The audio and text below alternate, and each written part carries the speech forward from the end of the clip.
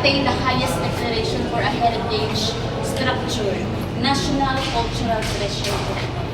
So, na-retain niya po yung original integrity, original structure po niya. Ito po, NCT. Yan naman po, yung San Agustin Church sa Panglao. So, yan po is important cultural property. Na-retain niya po yung original structure niya, but during the American occupation, may inad na sila, yung sa facade po. So, kaya po, yung decoration niya, important cultural property. Kailan po yan, ma'am, na built, ma'am? Yung Baclayon Church? 1727 po yung moral structure niya po, yung stone structure. Tagal na pala, Pero, no? during that time daw po, nung original po is wooden po talaga yung ano niya. Hanggang sa naging sa Visayan term which means to walk. Nalalakad lang siya. So, Baclayon. Baclayon church. Baclayon church. So, Pagbanhaw po pala, this is what we call as the Pagbanhaw Gallery. So, Pagbanhaw in Bisaya it means revival or resurrection. So, we have here yung some of our heritage churches po here in Bohol, and also we're very proud po dito sa Bohol because we have the highest number of declared national cultural treasure for the cultural property po in the entire Philippines. So, ito po yun, before the earthquake po yan, and po yung mga heritage churches po natin built during the Spanish colonial time, but originally coral stones po siya. So, this one naman po is the Our Lady of Light Parish Church, Loon Church po. This is the Lord nagtapol daw kasi yung ground zero. As in, yung natira na lang talaga is yung mga coral blocks na. But close po. Isa din po yun sa mga oldest church po natin here in Bohol. So, yung painting na po yan, it was painted around 1896. Ceiling painting po yan.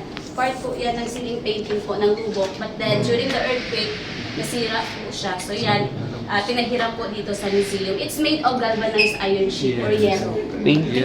Yes po. It was actually po painted by a Cebuano artist, Raimundo Francia and Canuto Avila. Makikita niyo po sa mga churches po. Yung ano nila, guys, yung wall, is it this, accordingly, these are made up of coral stones. Yung butas-butas, oh.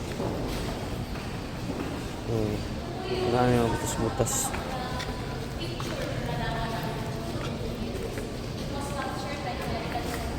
Yung church po namin, na Loon Church, ito po yung nangyari sa kanya. As in, nasira talaga siya. Isa din po is yung Maribubok Church din po. National Cultural Treasure din po. Yung natira na lang is yung Virgin Mary na statue. And then po, the earthquake actually happened on October 15, 2013, around 8:15 a.m. And timing po, that time was a Muslim holiday. Wala pong pasok. Walang pasok sa school, walang pasok sa trabaho. There were 222 people who died. But yung pinakamalaking damage po natin is yung sa mga heritage structure po natin, including churches, capitals, cemeteries, at saka yung mga heritage bridges po natin. So, spearheaded by the National Museum of the Philippines po, they did the National Museum Restoration and Reconstruction Program. So, nung time po na yun, sabi po kasi nila, uy, nasira na yung mga church, let's make another one, yung bago. But then, yung mga tao po dito, grabe yung devotion and faith in Catholicism po. And so, they requested na huwag na lang yung bago, i-restore na lang natin. Imagine, doon ako bininyagan, dyan na church ako ikinasal, tsaka anuhin lang ng bago. So, what they did is the restoration and reconstruction.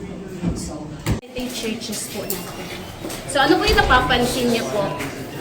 Saan po siya nakalocate? Mostly. Yes po.